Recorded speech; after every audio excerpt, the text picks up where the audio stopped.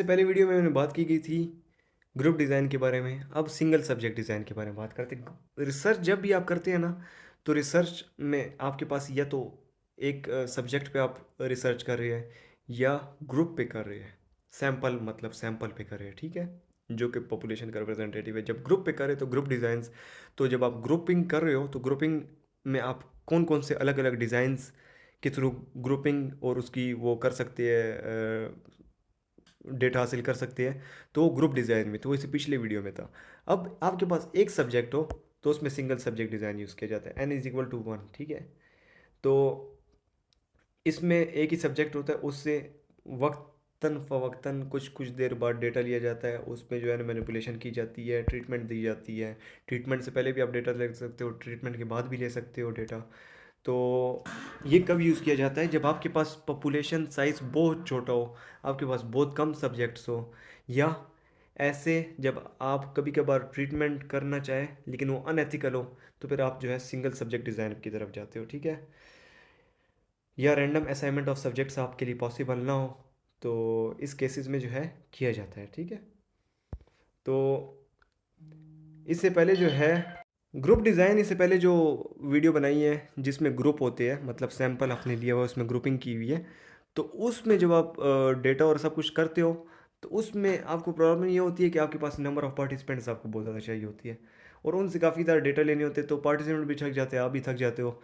इसके अलावा जो है करेक्टरिस्टिक जो है सिंगल सब्जेक्ट डिज़ाइन की, वो क्या है? Baseline assessment. आप मैं आपको सिंपल ज़्यादा सिंपल सब्जेक्ट डिज़ाइन क्या होता है? आपने एक बंदा लिया है, लेट सपोज आप मेडिसिन अपनी चेक करना चाहते हो कि पेन कम करती है कि नहीं, ठीक है। तो आपने एक मेडिसिन बनाई है, आप चेक करना चाहते हो, आपने एक ही बंदा ले लिया है, उसको लेट सपोज पेन है। तो आप उससे पहले बेसलाइन असेसमेंट करोगे। सबसे पहले आपने उसे पहले से पूछ लो, असेसमेंट कर लो, उसे पूछ लो कि आपको कितना पेन है, आपको पता चल जाए सब कुछ। उसके बाद फिर आप क्या करोगे? फिर से थोड़ी देर बाद डेटा लो कि आपको पेन है कि नहीं है। ये ना हो कि उसे स्टार्ट में पेन हो, थोड़ी देर बाद ना हो, फिर से थोड़ी देर बाद हो। तो ये जो है आपके रिजल्ट को इफेक्ट कर सकता है। ये ना आप मेडिसिन दो और मेडिसिन की वजह से उसका पेन कम ना हो, किसी और वजह से कम हो। तो इसलिए स्टेबिलिटी होनी चाहिए परफॉर्मेंस में, ठीक है। मतलब रिजल्ट कंसिस्टेंट रहना चाहिए, रिलायबिलिटी होनी चाहिए रिजल्ट में, ठीक है। तो आपने रिजल्ट बार बार आप असेसमेंट करो, ठीक है, बार बार उससे पूछो कि उसे पेन है कि नहीं। और अगर वो पेन मतलब उसे कंसिस्टेंटली रह रहा है, तो इसका मतलब स्टेबिलिटी ऑफ परफॉर्मेंस है। उसके बाद जो है मतलब आपने बार बार असेसमेंट करनी है, मिनिमम ऑफ 3 टाइम्स करो ताकि आपको पता चल जाए, ठीक है। उसके बाद आप डिफरेंट फेजेस यूज़ कर सकते हो, उसी के बेसिस पे डिफरेंट सब्जेक्ट डिज़ाइन बने हुए हैं। सिंगल सब्जेक्ट डिज़ाइन में ए बी डिज़ाइन बना हुआ है, विड्रॉल डिज़ाइन बना हुआ है, काफ़ी लिखे हुए नेम्स, ठीक है। तो अब एक एक को देखते हैं। A B design, A phase होता है इसमें और बी फेज़ होता है। ए फेज़ में आप क्या करते हो? आपने उस बंदे को ड्रग नहीं दिया स्टार्ट में, ये आखिर में। आपने जब उसे ड्रग नहीं दिया हुआ, तो उस फेज़ को कहते हैं बेसलाइन फेज़, ए फेज़, ठीक है। फिर उसके बाद आप उसे ड्रग दे देते हो। जब आप ड्रग दे देते हो और उस पे काम कर रहा होता है वो ड्रग, तो उस वाले फेज़ को ट्रीटमेंट फेज़ कहते हैं। जब ड्रग आपने दे दी है, वो वाला फेज़ ट्रीटमेंट फेज़ कहलाता है, ठीक है। उसको बी फेज़ कहते हैं। तो ये वाला सिंगल सब्जेक्ट डिज़ाइन जिसमें आप ए बी मतलब पहले डेटा लो ड्रग देने से पहले, और ड्रग देने के बाद डेटा लो, तो ये वाला ए बी डिज़ाइन कहलाता है, सही है। ड्रग की मैं एग्जांपल दे रहा हूँ, कोई भी रिसर्च हो सकती है, ठीक है। तो मल्टीपल मेजर्स ओवर टाइम। अच्छा, अब ये देखिए, जैसे ये इन्होंने पिक्चर दी हुई है कि फ्रीक्वेंसी ऑफ डिस्ट्रप्शन, इसकी एग्जांपल पेन से ले लेते हैं। इधर पेन की इंटेंसिटी है, पेन की इंटेंसिटी इतनी है, ठीक है। ये बेस लाइन है, ए फेज़ है जिसमें ड्रग नहीं दिया हुआ। उसको मैंने 3 बार मेजर कर लिया। पहले जब मेजर किया था तो इतनी आई थी, फिर डे 2 पे इतनी आई थी, फिर डे 3 पे इतनी आया था पेन उसका। फिर उसके बाद मैंने डे 4 पे से मेडिसिन दे दी। मेडिसिन देने के बाद इसका पेन इधर चला गया, फिर डे 5 पे इधर इधर इधर इधर इस तरह, ठीक है। तो ये बी फेज़ में मेडिसिन की वजह से इसका पेन नीचे गया हुआ है। तो इसको सिंगल सब्जेक्ट डिज़ाइन कहते हैं, जिसमें आपने ए बी डिज़ाइन किया है, ठीक है, ए बी डिज़ाइन यूज़ किया है। इसकी वीकनेस क्या है?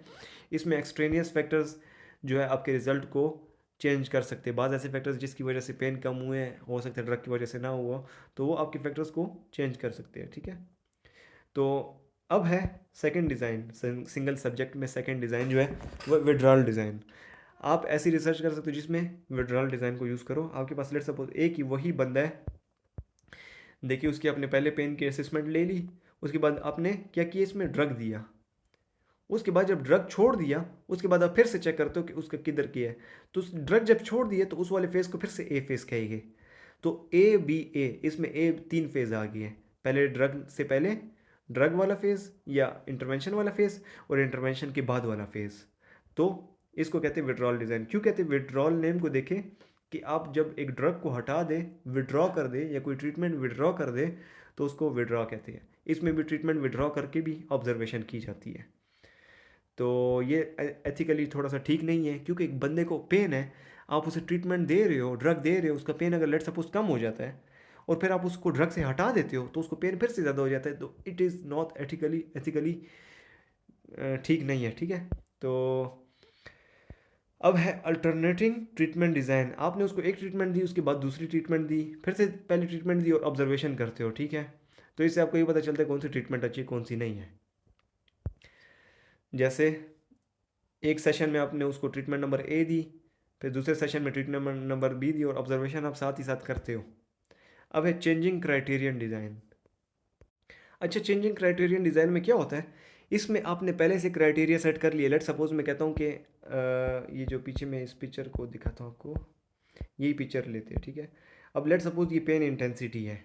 मैं कहता हूँ मैं इस बंदे को पेन मेडिकेशन दूंगा, और इसका पेन जब लेट सपोज 2 इंटेंसिटी पे आ जाएगा, तो मैं तब तक इसे देता जाओगे मेडिसिन, और आप डोज चेक करते हो मेडिसिन की डोज कितने डोज पे इसका पेन इधर तक आता है। तो आपने लेट सपोज ए फेज़ में बेस लाइन फेज़ है, आपने उसकी पहले मेजरमेंट ले ली, उसके बाद आपने मेडिसिन दे दी। जब उसको मेडिसिन दी तो उसका पेन लेट सपोज 4 पे था, आप कहते हो नहीं इसी में और भी नीचे लेकर जाना हो, तो और भी इंप्रूव करना चाहता हूँ पेन को, आप मेडिसिन ज़्यादा कर देते हो तो 2 तक आ जाता है। आप कहते हो मैं बिल्कुल कम करना चाहता हूँ, मेडिसिन और ज़्यादा कर देते हो। तो आपका क्राइटेरिया बार बार चेंज हो रहा है। पहले आपने 4 पे लेकर गए, फिर उसके बाद आपने क्राइटेरिया चेंज करके 2 पे ले गए, फिर उसके बाद और ज़्यादा इंप्रूवमेंट करना चाह रहे हो। तो यही बात कर रहे हैं। एक बार जो क्राइटेरिया अचीव हो जाए तो पेशेंट परफॉर्मेंस को रिसेट करके उससे भी आगे लेकर जाने की कोशिश करते हैं। सिंगल सब्जेक्ट डिज़ाइन की लिमिटेशंस क्या है? एथिकल इश्यूज इसमें आ सकते हैं, जैसे कि मैंने बताया। ठीक है। इसके अलावा जो है, इसके अंदर जो फैक्टर्स मैंने बताए थे वो अफेक्ट कर सकते हैं इसकी, मतलब और भी बाहर के फैक्टर्स हो सकते हैं, कंफाउंडिंग फैक्टर्स या एक्सट्रेनियस फैक्टर्स, जो कि रिजल्ट को चेंज कर सकते हैं। इसके अलावा आप एक सब्जेक्ट पे कर रहे हो, एक बंदे पे आप ड्रग चेक कर रहे हो या कोई इंटरवेंशन चेक कर रहे हो, तो आप पूरी पॉपुलेशन के लिए नहीं कह सकते कि लेट सपोज अगर मैं इसको मेडिसिन दूं और इस पे असर कर जाए, तो मैं ये नहीं कह सकता कि पूरी पॉपुलेशन या सब लोग इस तरह ठीक हो गए।